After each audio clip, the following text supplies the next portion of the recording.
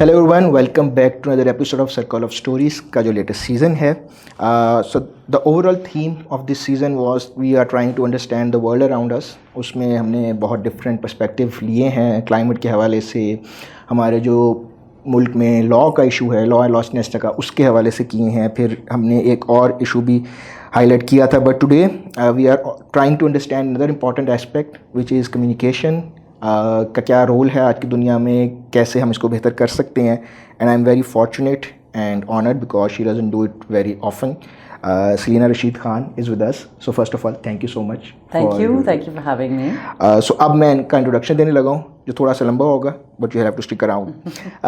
But jokes aside, she is the founder and CEO of Pakistan's first communication agency, Lotus, client management public relation. हम सब ने इसका कहीं ना कहीं नाम सुना है, कहीं ना कहीं हमारी बात होती रहती है इनसे. They are the communication leader since 2007. इसके अलावा her work and experience goes way beyond Lotus. उस पर हम बात करेंगे. She is a member of Forbes Business Council. She has received multiple awards including Global Top Woman in PR, Media Entrepreneur of the Year, Women Excellence Award.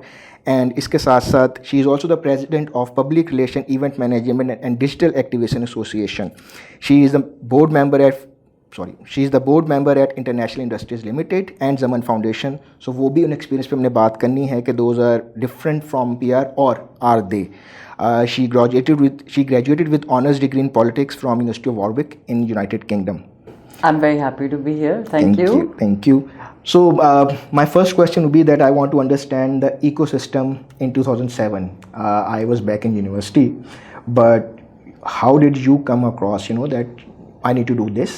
And what was the ecosystem back then in terms of public relation? What did we understand or how we were doing it? So to answer the first question, there was no ecosystem in 2007. I think even now in 2025, we're building an ecosystem, but we're not there yet. But 2007, there was no ecosystem. It was ad hoc, sporadic, wasn't an industry standalone at all. It was something, communication was tacked on to, so if you were typically in a multinational, there were corporate affairs offices where strategic communications was one part of it, or public affairs offices. Strategic communication was just a part of what you do. And standalone agencies didn't exist. There were advertising agencies, creative agencies, media buying agencies, and event management agencies. And typically public relations or communications was a function of event management agencies. Or like your advertising agency would throw in like a press release, along with all their services. So it was really just a tack on. It wasn't something standalone. So that's how I found myself when I came into this, quite naively in 2007. But I think there's a naivety is what really propels kind of hunger and excitement and passion. So, I wouldn't take my naivety away for a second. And why or how I got into it, I was in England and I was looking for a job. I graduated in politics with a sort of history in public speaking. Didn't really know what I wanted to do, if I'm really honest. And my elder brother was working there and he sort of said, why don't you look at marketing? Again, I said, okay, that's a good idea. And I sort of saw this job opening for public relations, most junior entry-level position at this UK production house. And I thought, okay, that's great. Why don't I apply to it? And anyway, I got the job and I was very fortunate, lucky, a wonderful Scottish boss who was a lot of fun and a great first boss to have. And, that's where my journey in public relations really started. And then I think after that, I just thought, after 3-4 years of working there, I thought, I was a bit homesick, to be honest. And I've also been a real patriot and believer in what can be done in Pakistan. Anything I've ever done in my life or achieved, even if it's academically or in any shape or form, really has been in Pakistan. So I came back in March 2007. Right. And in August, I launched Lotus. Like I said, with a great deal of naivety and enthusiasm and purpose. So the next obvious question would be, what were the early challenges? And I'm assuming here one of the challenges was to make people understand, this is what you need. Yeah, that's an absolutely correct assumption, Ahmad. Like, it wasn't even this is what you need. It was just more like, this is what we do. Nobody understood. Yeah. So even my parents, bless them, for the first few years, if people asked them, they'd very proudly say public relations. And then if someone said, okay, what is that? They'd say like, events and all. So, Right. it took, I'd say, a good 5 to 7 years for me to really fully explain or educate in terms of what communications really is and what public relations really is, So I think that was I lost my train of thought. No, so my next part was, how you were able to communicate to the industry or the clients. This is what is needed here. I was lucky in a sense. I think one of my dear friends and my first client, Kamya Rokni, is a fashion designer. Yes. At the time, he was moving away from his existing partnership with a fashion house and going solo. Right. And we'd been friends, since we were very, very young. And he I felt intuitively just understood, what it was that I did. And he said, come on, let's do this together.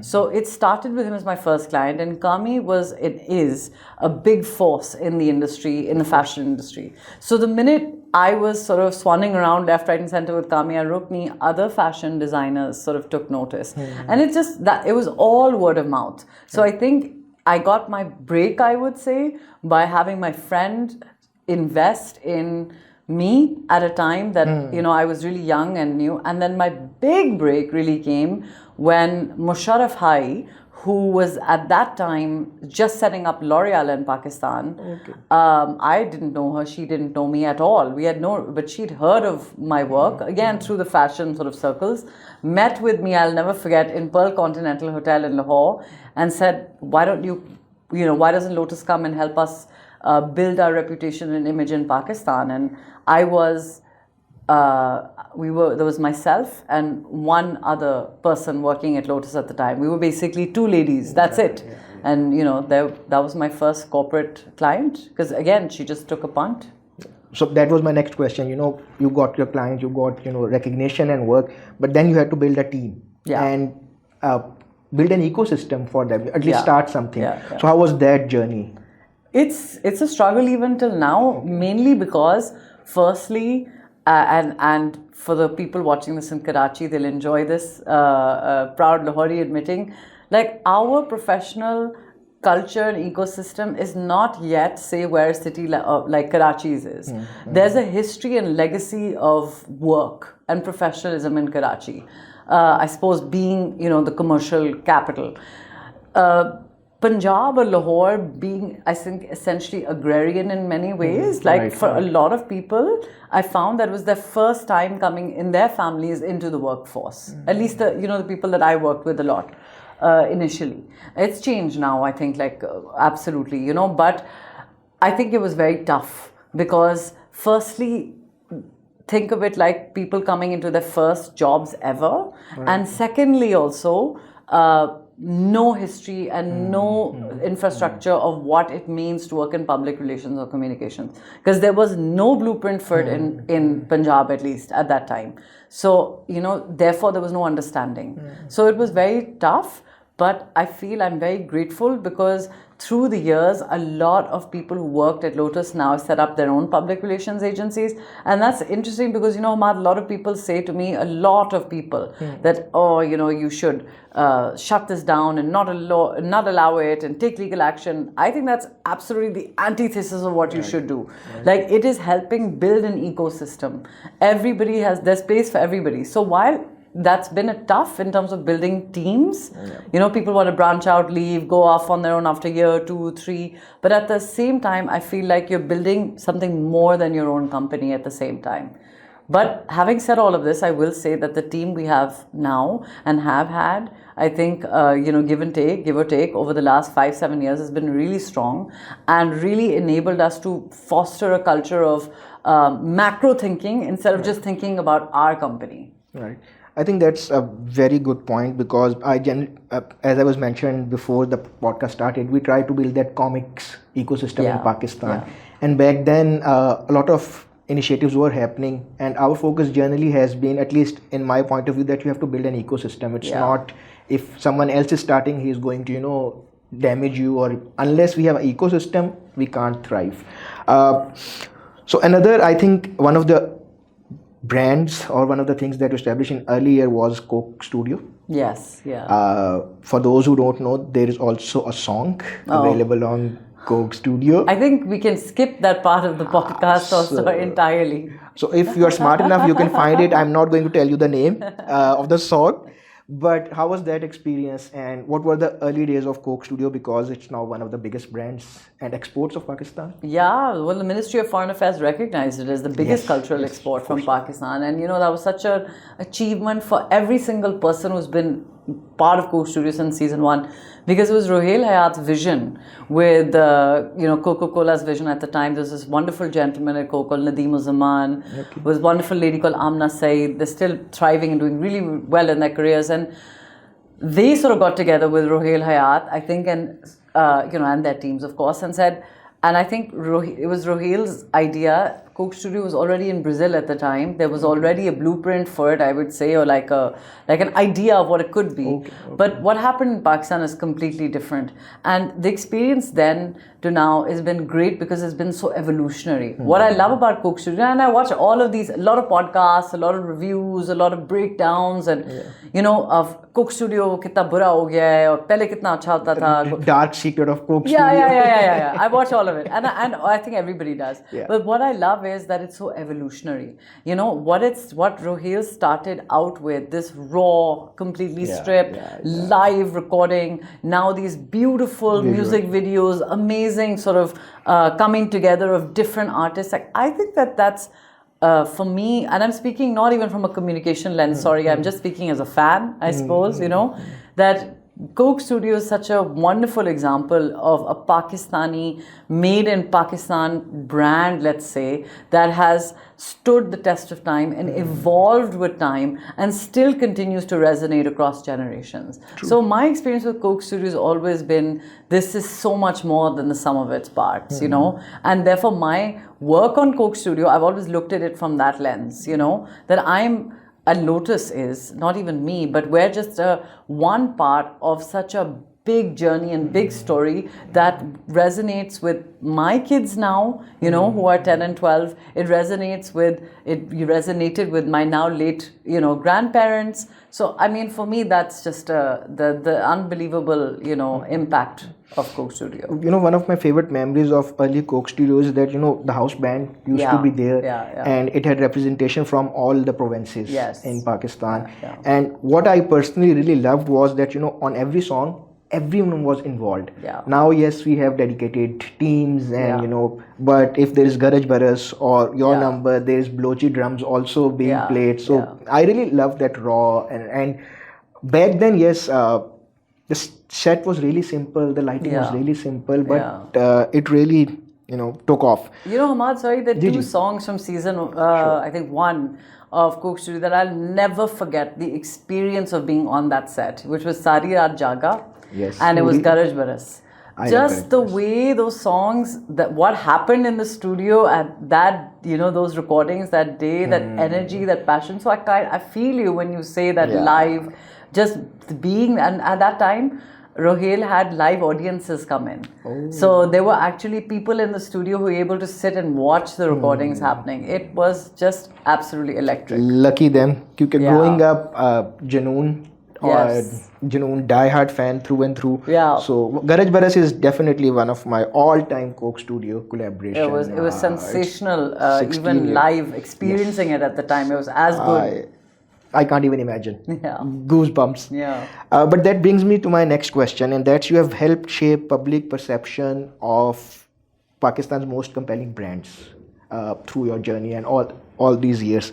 So how do you view the power and responsibility of crafting narratives in a very diverse and often very sensitive country like Pakistan? I think it's a great question on power and responsibility, because I think globally, it's very ironic. Public relations has an image problem, Okay. So public relations is just thought of as this sort of like, you hear it in Pakistan all the time. If a guy or girl does well somewhere, they'll say, uski PR achhi hai. PR achhi. It's like a term that you throw around almost to like stare somebody down. Babar Azam आजकल उनके साथ चल रहा है unfortunately. हाँ ये देख लें. मतलब सब कुछ कर लिया लेकिन अभी कहते हैं PR पे चल रहा है. हाँ PR पे चल रहा है. You know what I mean? It's just this thing and it's across industries. I mean, Babar Azam bhi nahi bacha aise. You know what I mean? Yeah. So my point over there is that public relations is actually really not seen for the power that it has over the world. Like people who hire publicists or communication specialists, they understand it, but at the same time it's sort of looked down on almost, you know, like it's a bad or negative thing. But ultimately public relations has a massive power. It is all about perception. I will take, and I just recently actually wrote an article about this on Zoran Mamdani's campaign in New York, and obviously I'm one of those people who's like, तुम्हारा क्या ताल्लुक है उससे, मेरा कोई ताल्लुक वास्ता नहीं है, but my interest just as a practitioner, you know, it was a brilliant campaign. It was entirely his campaign and his ability to deliver in terms of communication what people wanted in New York that led to his victory now. 100%, because you can be a fantastic politician, stand for all the best things in the world, but you can remain completely unelected. Okay, because so how you deliver that story and to whom you're delivering it really, really matters. And that, so for me, Zoran Mamdani's mayoral primary success is directly 100% linked to his communication strategy. So that is the power. You can become an elected member, you can win potentially like, you know, a position in public office entirely based on your communication strategy. So and that comes at every level, I feel. So that's in political speak. It's the same in corporates, it's the same in branding, it's the same in public speaking, like, you know, public speaking competitions, right? What are they essentially? You're judging someone's ability to structure, communicate, convince, persuade, right? So there's a lot of, so the power of it for me is undeniable. But the responsibility that you asked is a very, very key question, because often communicators don't themselves realize the power that communication holds over changing perceptions, you know, or psychological impact that you're having, or changing beliefs, or, you know, moving culture. And that is something that I feel, and that's one of the reasons that I feel, especially in Pakistan, when you ask me about the ecosystem, when I said we don't have an ecosystem, that's one of the things that I'm referring to, that an ecosystem together and collectively will drive perception. And that's not there right now. So there's a lot of noise happening, and there's a lot of short-term perception making happening, you know, whether you're one campaign, other campaign, one, you know, election, another election. I mean, you can talk about it from the private and public spheres, but all of it is not combining together to lead to a bigger, you know, sort of responsible perception footprint, as you will. So we just discussed the power it has, but how do you basically balance the authenticity, ethical responsibility, and the messaging for a client? You know, so there's your personal or the company's input as well, but you know, a client came and there's that message they want to promote. It's outright on something, but you have ethical responsibility, or how do you, you know, balance that? You know, Mal, I've been very fortunate. I don't think that Lotus has ever been in a position where a client has come with something that we feel is unethical. Right. I think also we have been intelligent enough to not be in positions with potential clients. I'll give you an example, actually. We've been approached multiple times by companies that import and sell vapes. Okay? Right. That is an ethical problem for me, right? And I think for a lot of people in the company or whatever, it's not something you want to be promoting. I mean, at least I don't feel like it goes with the values of Lotus. There's a market for everyone, and I'm not going to judge. Let's just say, or try not to judge. Like, but for us, it's not. So for us, it's very simple. We won't even engage in those conversations. We just say it's not really in line with the values. The companies that we work with, none of them want to put out stuff essentially that is inherently negative messaging or unethical or deliberately trying to pull a competitor down. They also know that Lotus is not the right company for that. Right. So maybe things like that's happening, but it's not happening with companies like Lotus, because they know that we're too inflexible and too transparent and too rooted in like value and authenticity to even bring stuff like that to us. I think that's that's the basic point. If you have taken that stance and people know, they are most probably not going to approach you anyway. They won't. And actually, the bigger problems we've had are not even on unethical, or trying to do something unethical. The biggest problems we have are inflexibility. People feel that, "Hey, Lotus, yaar, ek to bahut महंगे हैं और एक तो नखरे बहुत हैं." By that, it means yes, we're expensive because we're really good at what we do, and we deliberately take on less work to give it our best. So it's a decision you make as a small company to stay small, but to have high impact, right? In smaller, in fewer projects. Right. And the second thing on nakhra, if it means that basically you want to call up at 10 o'clock at night and say, "Kal subah 9 baje mujhe ye deck chahiye," yes, that's unfair. That's not a right practice. And we have a responsibility as business owners to change that sort of a culture that's built in this industry. But unfortunately, that's what happens a lot of time. कि अगर आप एक काम नहीं करे तो कोई और उसको even of a lower quality deliver कर देगा. And फिर वो इल्ज़ाम आ जाता है कि अच्छा ये ऐसे हैं वैसे हैं. So let me switch it around. What was, if you can give me an example of something that looked very difficult when it came to you, the pitch? There was no other problem, no ethical, no problem, but you really had to work. अच्छा इसको कैसे strategize करके हमने deliver या communicate करना है to the masses. Any case study you want to mention? I can't. Yes, there are a lot of examples of that actually, but they're all in crisis communication. Right. So I can't really name brands. Sure. I think it's not fair. But there have been many situations where we have had unique crises, and I mean, there's so many. All of these, for example, boycotts, and I mean boycott French brands over, the cartoons, for example, or boycott American brands, because of perceived,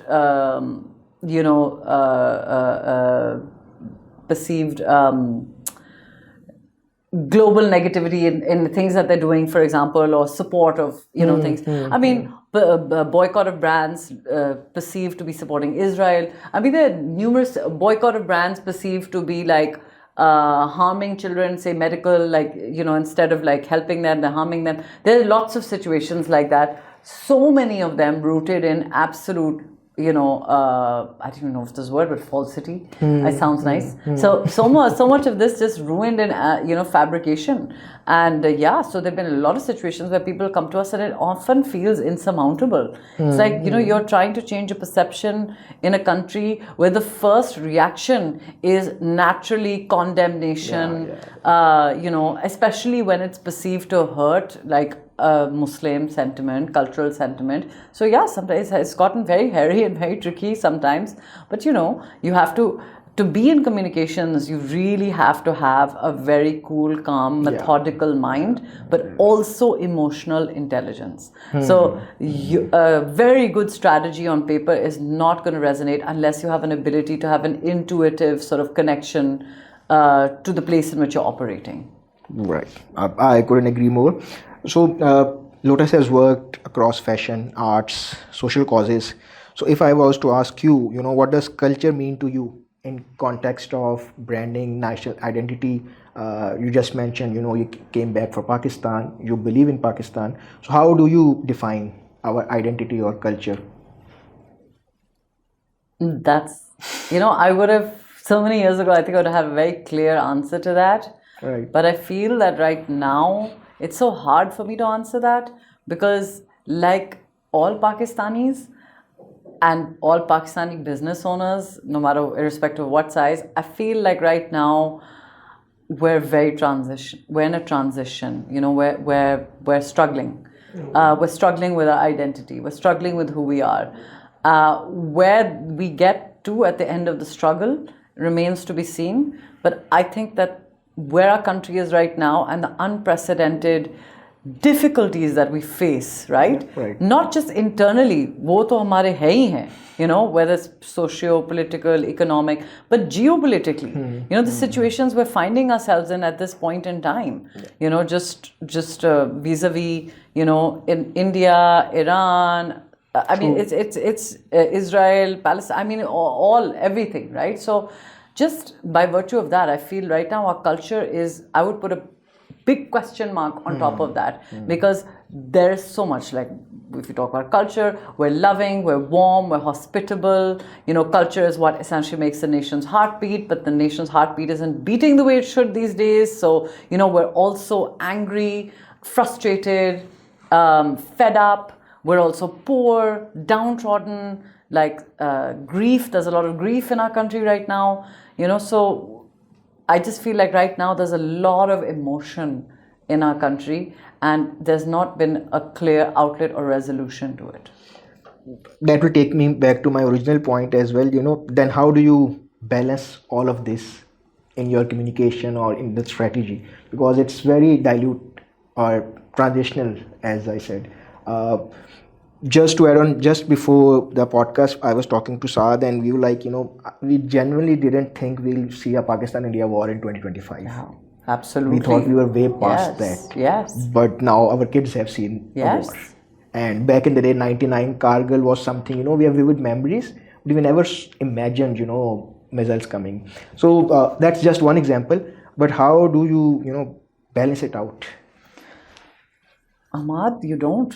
I'm going to be really frank.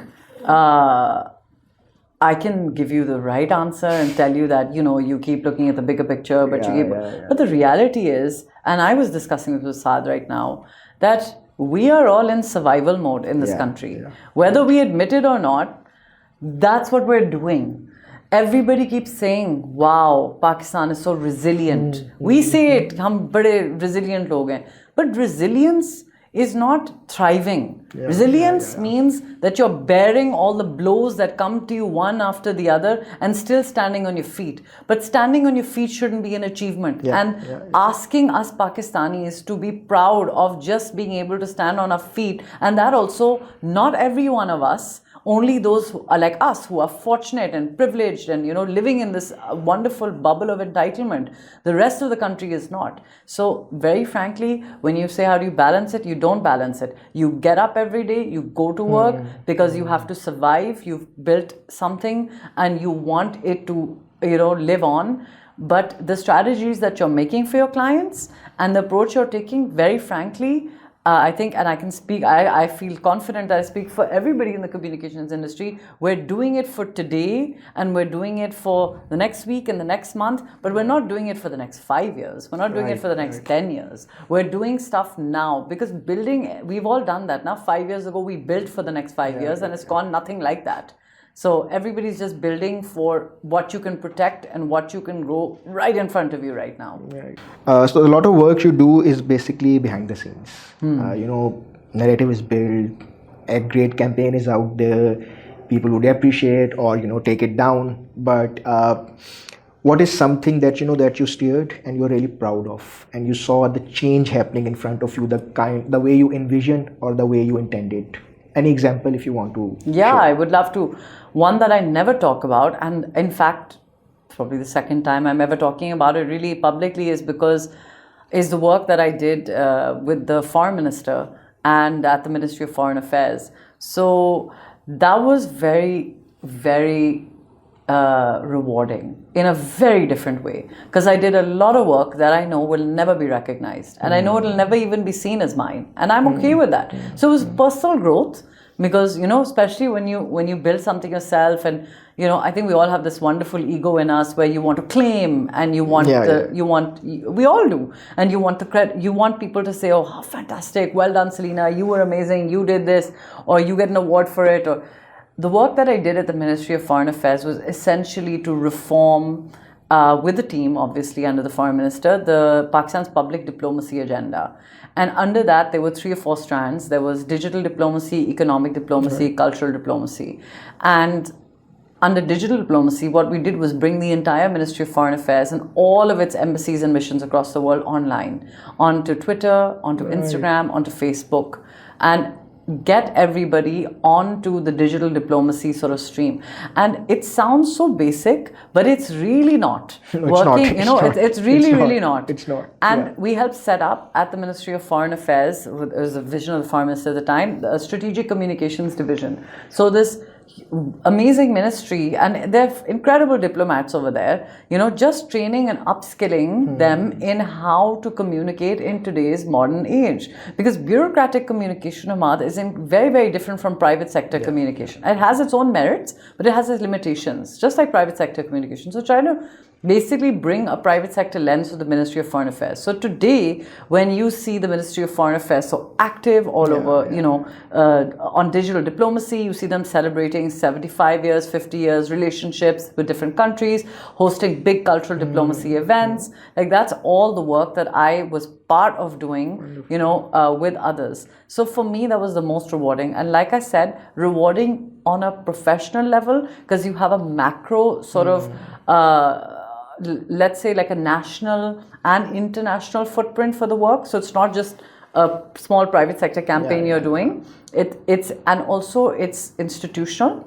So it outlasts you, and for me, the proof of the success was the foreign minister left, the government was overthrown, everything was gone, but that has remained. That has not. That's become part of the fabric of the Ministry of Foreign Affairs. True, and I think today it feels like very normal, but it's only like 2-3 years ago. Absolutely, it's absolutely that. I mean, President Trump at that time was announcing wars, won, lost, policy, economy, all on Twitter when he was on Twitter before Truth Social. And we weren't even on Twitter. There was no, at that time Twitter was open and free, well it is now again, but and we had no presence whatsoever. So it just opened a new avenue of diplomacy for all of our diplomats, like to engage in, with their counterparts across the world. That's actually very true. And as a consumer who didn't know all of these stories, now I think of it, before 2020, 2021, I think it was back then, our presence was very limited. But right now, whenever there is something, we actually look to those official accounts to update us. Absolutely. Because we expect something will come up. Otherwise, And our ambassadors, they're our biggest, I feel like our ambassadors are our biggest superpower that Pakistan has. We're a small country. We're a country that's not necessarily had the best reputation or history. And our ambassadors, they're so progressive, they're fantastic. Our diplomats stationed across the world, give them a voice beyond these meetings that how many meetings can they attend, right? And how many people can they meet? So you've given them a massive digital voice that they didn't have before. And one of the, taking, things I really noticed during this Indo-Pak conflict was the ambassadors to UK, Mr. Faisal, I think. Dr. Faisal, Dr. Faisal, he speaks so and well. our ambassador to the US. He was absolutely fantastic. Those were our rock stars. So there you go. So I was really impressed with the way they communicated on CNN and all those channels. So, but it's empowering them, na? You're empowering them to be an advocate for Pakistan on a bigger platform. That was the whole mindset going in the Foreign Office, that how can we empower essentially the diplomats of the Foreign Office to have more tools at their disposal to effectively advocate for Pakistan on every platform. So it was the tools that we basically gave and upskilled, so that the generations of diplomats to come don't feel fettered. And I understand caution is extremely important in diplomacy. It's not either if I say a few things that are off, it's not a big deal. It doesn't impact the fate of the country. Obviously, diplomat saying is a completely different thing. So I understand the caution, but the tools are necessary. Unless you are president and you don't care about what you create. Thank you for your attention. I love it. I love it. That was really, I think that he really you could tell the frustration that he felt in that moment. It keeps on using it. So now it has become something of a joke in our WhatsApp groups. So whenever we write something, why you're not here, you're late. Thank you for your attention to the matter. We end it like but that. Ahmad, like I just, not to support bad behavior, but the reality is people relate to authentic communications. True. And that's the bottom line. Why do people relate to Imran Khan? Why do people relate to somebody like President Trump? Because they're authentically themselves. You know what I'm saying? Unapologetically, authentically themselves. So press release wouldn't resonate with me the way he talks and what he said about Iran and Israel, and when they were after the ceasefire. I think that I have never heard a president using an F word on live TV. No, and even just the way, there's so many interactions you can see of his, or, just the way that he was interacting with Zelensky, for example, that also went viral. Just things like that. It's just, I'm not saying that being yourself is necessarily always, especially if yourself is controversial, the best thing. But I think that's just what people relate to and like understand better. And it's sort of like pulling that glossy sheen off, you know, a little bit. So communications in this age has become all about stripping down, you know, that sheen that we put up to present ourselves, you know, in the world. So you also have experience with your board member of couple of industrial. Sorry if I'm forgetting the name. IIL. Yes. Yeah. So how's that experience? What do you see yourself doing there?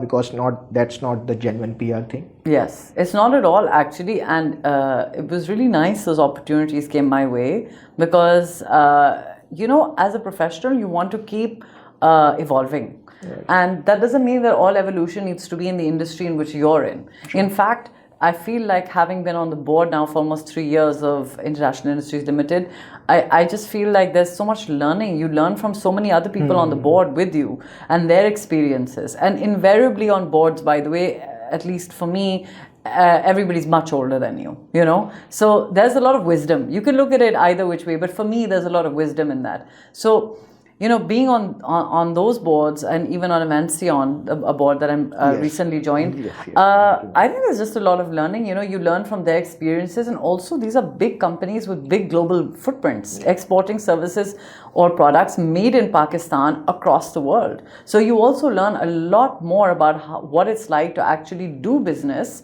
outside of Pakistan and with different countries, and what it's like in big business. I run a small to medium business, you know.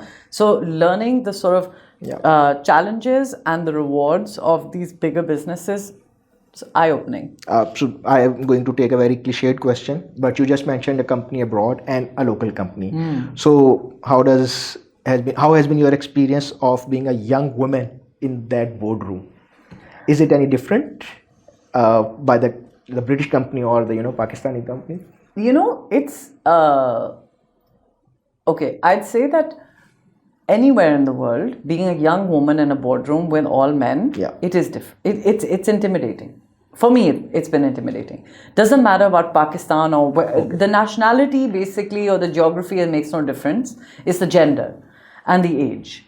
So when I started Lotus, for example, just stepping out of the boardroom for a minute, the issue was not my gender at all. The issue was my age. I was very young, and a lot of people felt, you know, what would she know? Like, and I got my fair share of bullying. Fashion industry. I started in fashion, and fashion industry is quite toxic. You know, so I think I had my fair share of bullies in the fashion industry, which is fine. It learned to.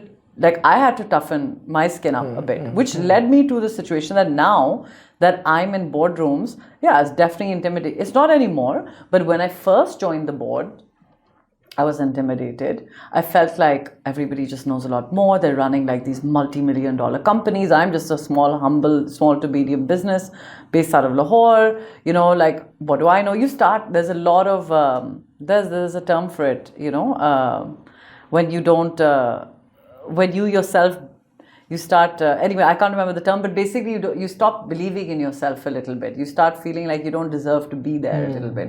So honestly, that did happen to me. I started feeling like maybe I'm in over my head. Imposter syndrome? Imposter syndrome. Right. A lot of imposter syndrome, I'll say. Yeah. So I felt like, you know, and then I feel like it took me a while, I'd say a year. It took me a year of many board meetings to be like, no, I actually have something of value to add. And sure, I might not have the best contributions to certain section or any contributions to certain sections of discussion, but I know what I'm talking about when it comes to XYZ, and I shouldn't be afraid to represent my perspective and point of view. And I think that I don't think that was, I think that was self-imposed, a lot of it. So it's not that the culture of the boards was such that, you know, I was led to feel that way. I think it was, you grow up, you know, with certain self-limiting beliefs as a woman. Right. And those were just on full display, I think, of my own. Fair enough. We are just heading towards the end. We have taken a lot of your time. But another typical question that I think often would face is, you know, in the changing, ever-changing world, the rise of AI and everything. So how do you see the role of PR evolving? Is there any segment that is becoming redundant? Is there an opportunity to this? Should people be scared about it? Should people be welcoming the new changes? So what's your comment on that? Personally, I'm very excited about AI. I love to use AI, and I think it has definitely helped the communications industry.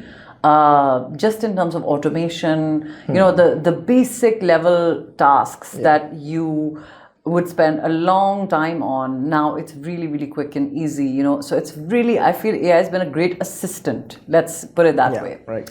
The trouble for me is when the assistant replaces the leader, and you start using AI to dictate to your, it's dictating to you. So you stop being able to critically think yourself, and you're prompting AI constantly to think for you. Yeah. So when it moves from the assistant to the thought leader, that's where the problem is. And I think that, but with every new thing that comes in, there is a transition. This is new. As I see it now in our industry, there's no redundancy. It's just how you have to change the way you approach certain things. So for example, copywriting. Copywriters will not be redundant, but copywriters need to learn how to prompt better, and they also need to learn what to do with drafts that they get, because now it's so obvious when you're basically generating from AI content from AI. It's very obvious that it's generated from AI.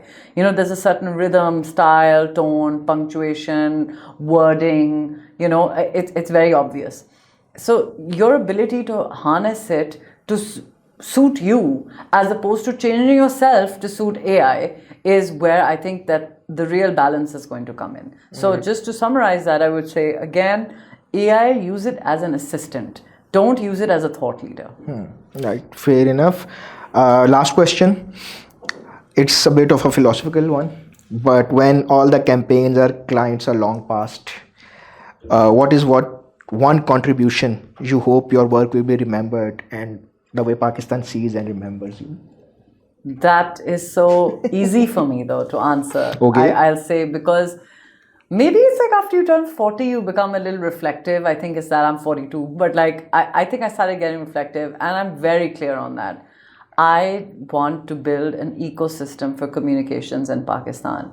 By ecosystem, I mean I want many more companies, and I want the companies that are operating now to all be unified on a certain code of conduct, on certain benchmarks, on a certain standard of delivery. I want made in Pakistan strategies to be exported out of this country.